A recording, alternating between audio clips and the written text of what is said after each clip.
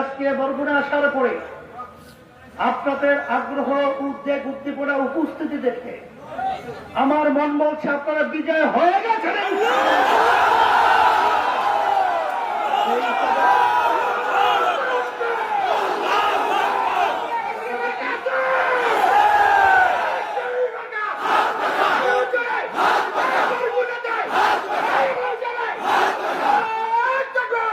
তারা আওয়ামী লীগ দেখেছে, বিএনপি দেখেছে, জাতীয় পার্টি দেখেছে, তিনি ইসলামকে দেখে ইসলামকে ক্ষমতায় নিয়ে চললেন।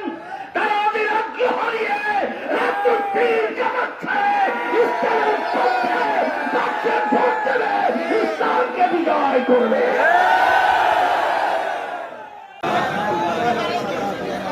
الحمد لله وكفى وسلام على عباده الذين اصطفى أما بعد فأعوذ بالله من الشيطان الرجيم بسم الله الرحمن الرحيم ظهر الفساد في البر والبحر بما كسبت أيدي الناس صدق الله العلي العظيم সবাই দুরূদ শরীফ পড়ি আল্লাহুম্মা وحبيبنا ومولانا محمد صلى الله عليه وعلى آله وأصحابه وبارك ইসলামী আন্দোলন বাংলাদেশ বরগুনা জেলা শাখা কর্তৃক আয়োজিত গণসমাবেশের সভাপতি, মঞ্চে বিভিন্ন রাজনৈতিক দলের কেন্দ্র, জেলা বিভিন্ন পর্যায়ের দায়িত্বশীল, সামনে যারা বিশেষ করে উপস্থিত হয়েছেন, দেশ প্রেমিক, ইসলাম প্রেমিক আমার ভাইরা, কথা বেশি লম্বা চওড়া না, সংক্ষেপ বলছি। আকলমান ইশারা বাস্তাস যে নাকি জ্ঞানী হয়, অল্প কথার মাধ্যমে পুরো বিষয়টা তারা বুঝতে পারে। আসলে বাস্তবতা হলো, আমার ছোটবেলা থেকেই দেখেছি, যখন বাংলাদেশে ইসলামী রাজনৈতিক দলের তেমন উল্লেখযোগ্য কোনো অবস্থান ছিল না, তখনই বাংলাদেশের ভিতরে ইসলামের পক্ষে এই বরগুনার মাটিতে আমাদের স্নেহভাজন মাওলানা মাহমুদুর রহমান ওলিউল্লাহ সাহেবের আব্বাজান, আমাদের মুরব্বী, তাদেরকে আপনারা ইসলামের পক্ষে সমর্থন দিয়েছেন। তাম দুনিয়ার মধ্যে আপনার ইসলামকে সম্মানিত করেছেন। তার ধারাবাহিকতা আমি আজকে বরগুনা আসার পরে আপনাদের আগ্রহ, উদ্বেগ, উদ্দীপনা, উপস্থিতি দেখে আমার মন বলছে আপনারা বিজয় হয়ে গেছেন।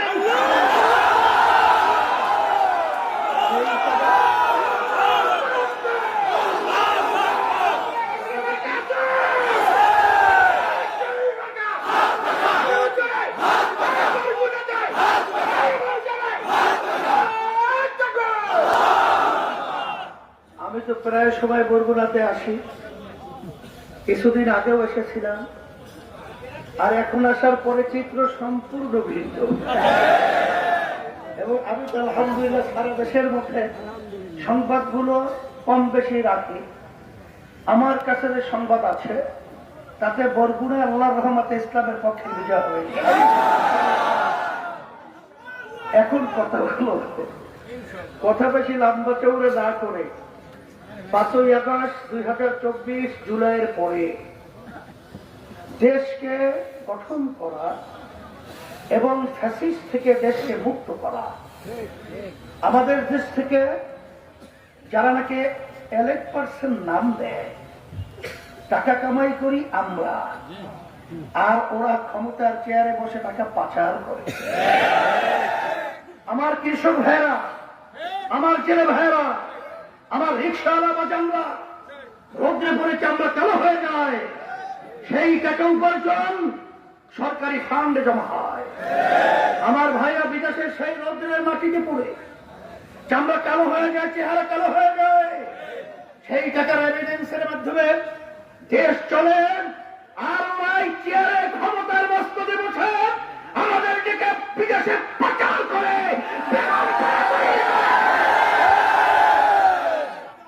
ওদেরকে বাংলার জমিন থেকে উৎখাত করতে হবে, ওদেরকে বঙ্গোপসাগর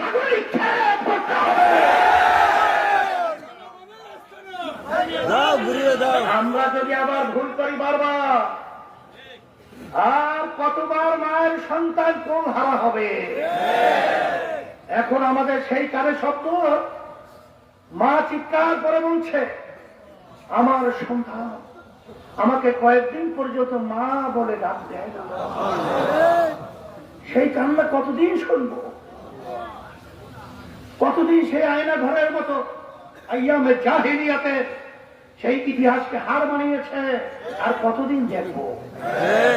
আর কতদিন আমাদের দেশের টাকা পাচার করে বিদেশে শুধু 620 মতো বাড়ি তৈরি করেছে? কতদিন দেখবো? এর পরিবর্তন আমাদের কি করতে হবে? আর সেই পরিবেশ সারা দেশ ব্যাপী আল্লাহর রহমতে সবাই সিদ্ধান্ত নিয়ে 3 রাত্র সপ্তাহ মিনিট সেকেন্ড অপেক্ষা করতেছে। এই অপেক্ষা করতেছে তারা আওয়ামী লীগ দেখেছে, বিএনপি দেখেছে, জাতীয় পার্টি দেখেছে, তিনি ইসলামকে দেখে নাই। ইসলামকে ক্ষমতায় নেওয়ার জন্য তারা অবিরাগ্য হারিয়ে রাজনীতির কাটাচ্ছে। ইসলামকে বিজয় করবে।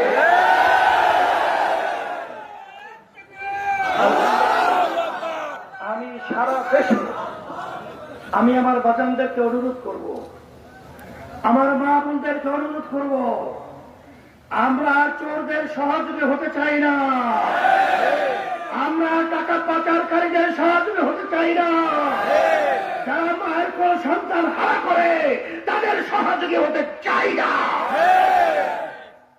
যারা বিদেশিদের দালালি করে আমাদের দেশকে জিম্মি করে বিদেশে সেই শিকল আমাদেরকে জড়িয়ে আটকায় ফেলে, আর তাদেরকে ক্ষমতায় দেখতে চাই না। এখন যদি আপনারাই বিজয় দেখতে চান, আমি পরিষ্কার ভাবে বলছি, অলিউল্লাহ আমাদের সন্তানের মতো ছাত্র, আমাদের চরমনায় পড়েছে, অত্যন্ত ভালো ছেলে। যদি আল্লাহর রহমতে আপনারা ওকে বিজয় করতে পারেন, আমাদের ডান পাশে বরগুনা 2 আপনাদের এলাকার সন্তান, আমাদের মাদ্রাসার মুহাদ্দিস, প্রধান আদি, এদেরকে যদি আপনারা বিজয় করতে পারেন, আমি আপনাদেরকে বলতে পারি যে আল্লাহর রহমতে আর আমার পান দোকানদার ভাই চাঁদাবাজি হবে না, আর চাঁদাবাজরা চাঁদাবাজি করার সুযোগ পাবে না, আর লক্ষ লক্ষ মানুষকে মিথ্যা কেসের মাধ্যমে সংসার বিলীন করতে আর পারবে না।